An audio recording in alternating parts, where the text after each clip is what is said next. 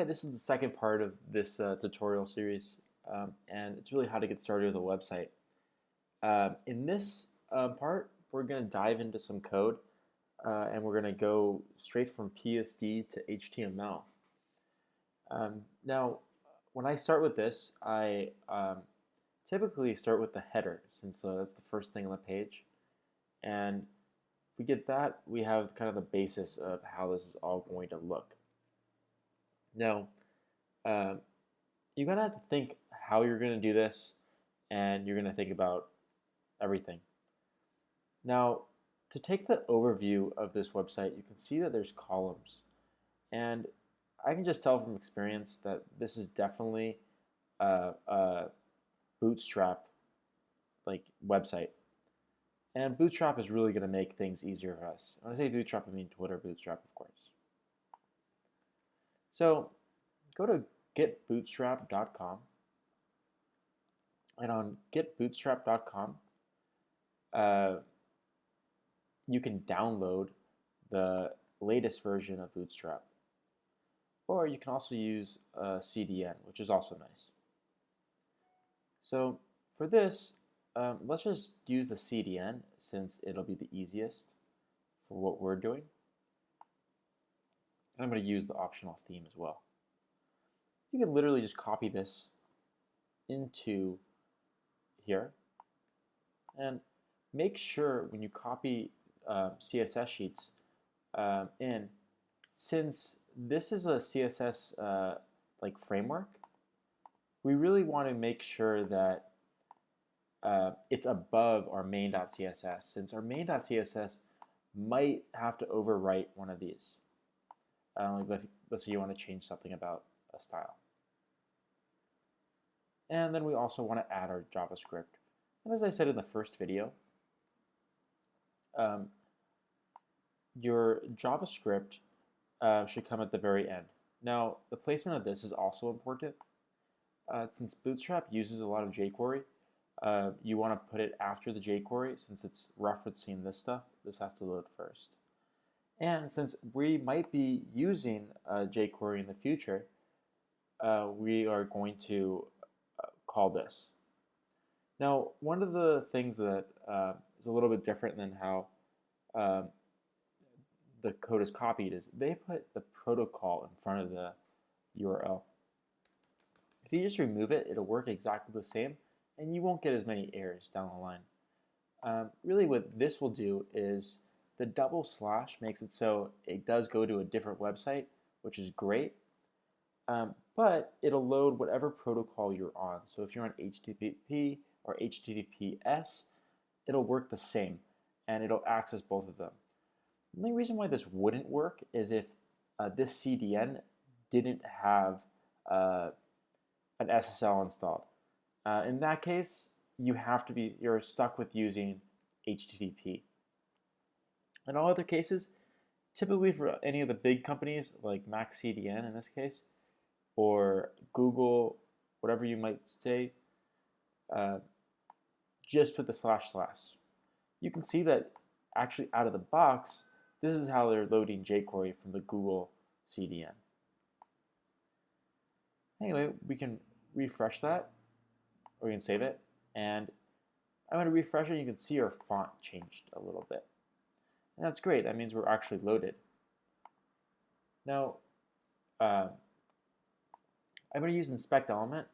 If you missed that, how I got that, I just right-clicked on the page, went down to inspect element. There's also a few different ways you can do it. You can also go into view and then go to developer and then developer tools. Developer tools are different than view source. Now, this is where we're looking at the DOM. And the DOM is your current HTML that's being changed and altered everything. You can see that they're currently being loaded in here. But to make sure they're actually, you can go over to resources, you go into frames, into scripts. You can see that my Bootstrap is here.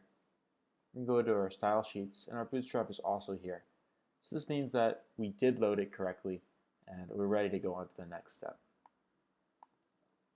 Now, the best thing really to do is to review some of the CSS stuff, documentation on Bootstrap. And Bootstrap really has a great documentation, great examples on here. So more or less everything you're going to need are going to be on here.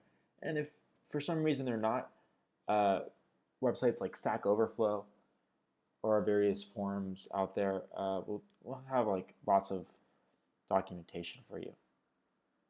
Now, we will be using the JavaScript later, most likely. I tend not to use the Bootstrap JavaScript very much, but I do use the CSS a real lot. So you can see that they have a few things just to get started.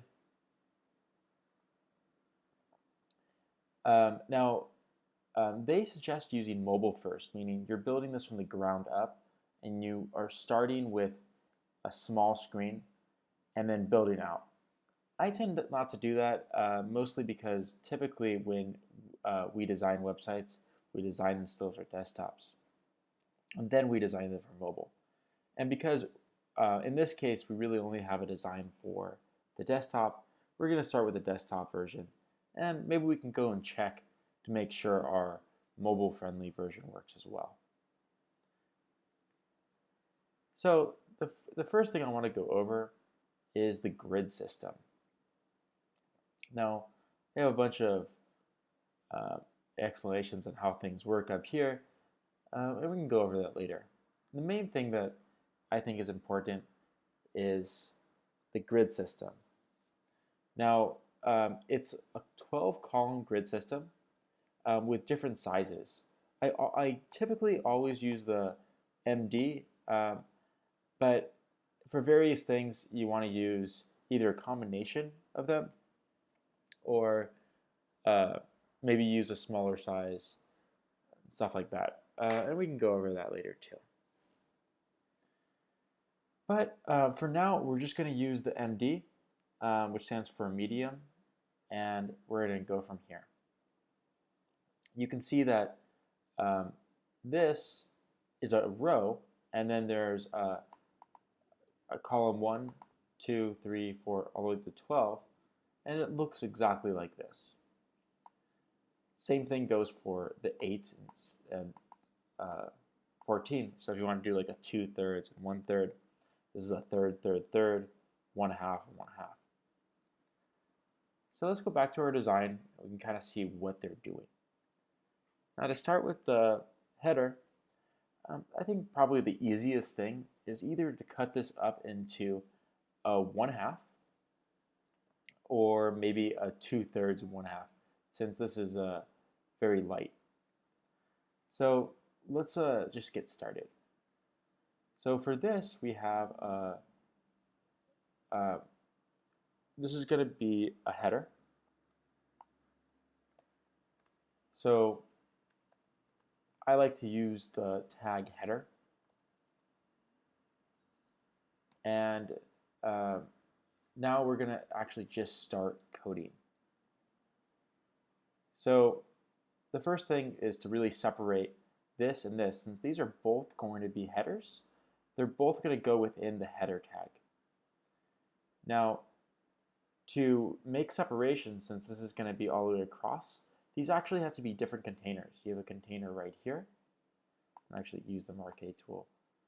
We have a container all up here, and we have another container all right here. And it would stretch obviously all the way across. Now we have another container within here. And this is where Bootstrap really comes in play, because that's a centered container, but it's going to be a container that's exactly the size that Bootstrap recommends, which I believe is 1280, depending on what size of screen you're on, of course. So I like to call this like the hat. So let's call it a hat. And now let's start some Bootstrap. So the container, what that does is the header hat is going to be this entire thing from 100% to 100%. And your container is just going to be right here to right here. And that's what we're programming right now. Now within the container, we have a row, and now we start our columns.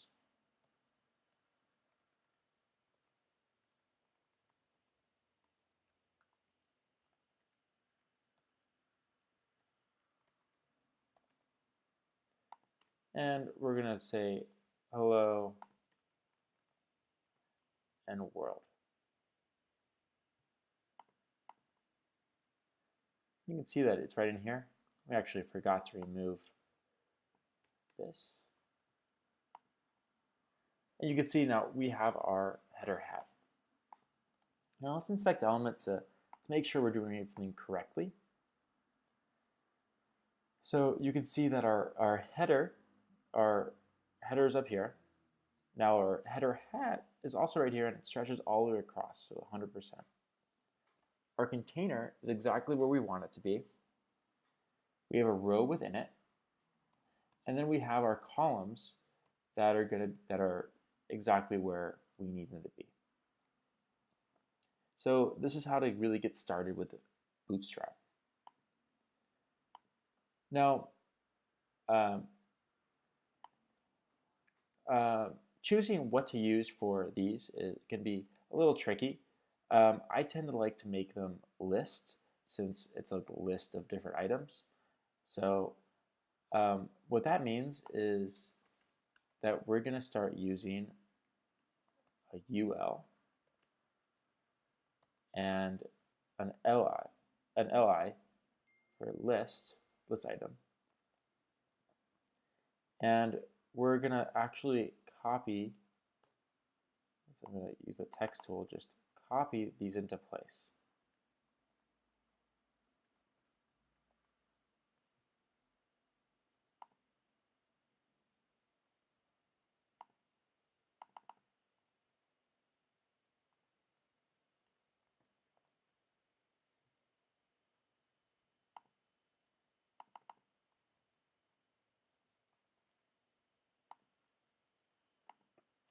So that's our list view. Now, the default list view looks like a list where you have bullet points and it goes vertically. So this is where we're going to have to get into some CSS. Now, in order to do some CSS, is usually we're going to want, maybe later down in our theme, we're going to want a list to be the default. So we can't just alter just this. So we're going to give it its own class. And we're going to call this class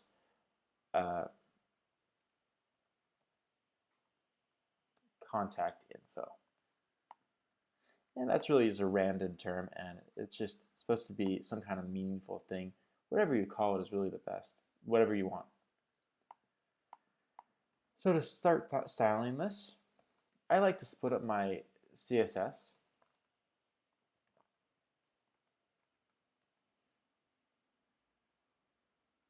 So we can go in here. And our UL is that. So the way the CSS is called is saying, okay, I'm looking for the class of hat, which is, or first it looks for header, which is up here, header. And then you have a class of hat below it. And then space means another below it, which means I'm looking for the next UL with a class of contact info. Now, a lot of times what I do is to make sure I'm selecting it correctly, I'll do something that's like completely wrong, but it will help me really spot to make sure that I'm at least selecting the right thing. So I do background red. And you can see that I am selecting the right thing. So to get this to be right, I want to do a list style of none. And what this will do is we'll remove the dots. You can see that in my select element, I can add or remove the dots. Now, because I already have this in here, it'll show up in my inspect element, and I can actually edit things right in here, so I can kind of play with it. So if I want to put my background again to be red, I could. If I want it to be blue, I could. And this is a fast way of doing changes. So then you can see exactly what you're doing without having to save it, go back and forth. Inspect Element's really a nice tool. So the next thing we want to do is we're going to have to style the actual elements within it. So we're going to do the same sort of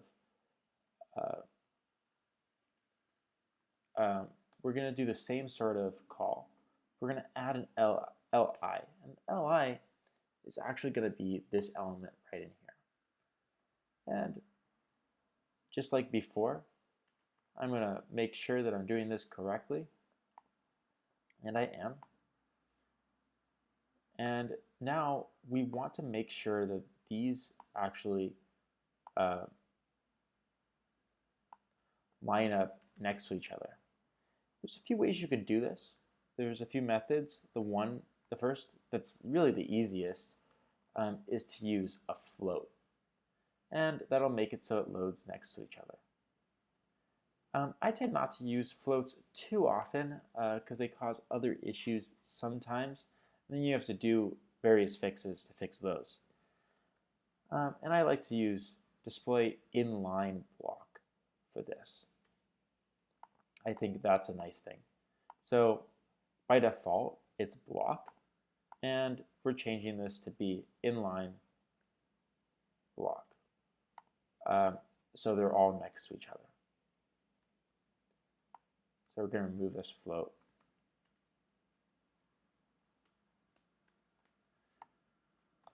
And there are differences between inline block and a float left, but we can talk about that later. They're not really too important right now. So now to go back to this design, we want to measure our spacing in between each one. Now, the nice thing about this theme is it does have a grid layout. So you can see how things look. You can see this doesn't follow a grid layout at all, but you can see kind of where the containers start. So we know that this icon is going to be within this container, which is going to be important. Meaning that we want to adjust the padding between here and here. I'm going to change this to pixels just so I can actually get a measurement. And it's about 20 pixels. So the easiest way to do that is to actually take this right here and add a padding to the right side of each one. So we can do a padding right of 20 pixels. And now that's going to be the first step.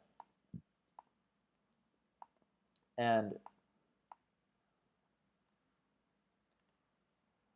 we're going to copy that into place. We can save it, and you can see that now it's actually there. Now, if you look at this again, you can see that this, by default, has a padding. And it has a padding of 00040, which this is shorthand for a padding right. So what we can do two things. We can either do a padding 0, or you can also do a padding right 0. So because padding 0 is less text, I like to do padding 0 because you save just that much extra space. And the less you load, the better. So that's the first part of this tutorial, is really getting started with some basic CSS. The next part, in the next video, we're going to go through and actually make the icons for this. And let me know if you have any questions. Talk to you soon.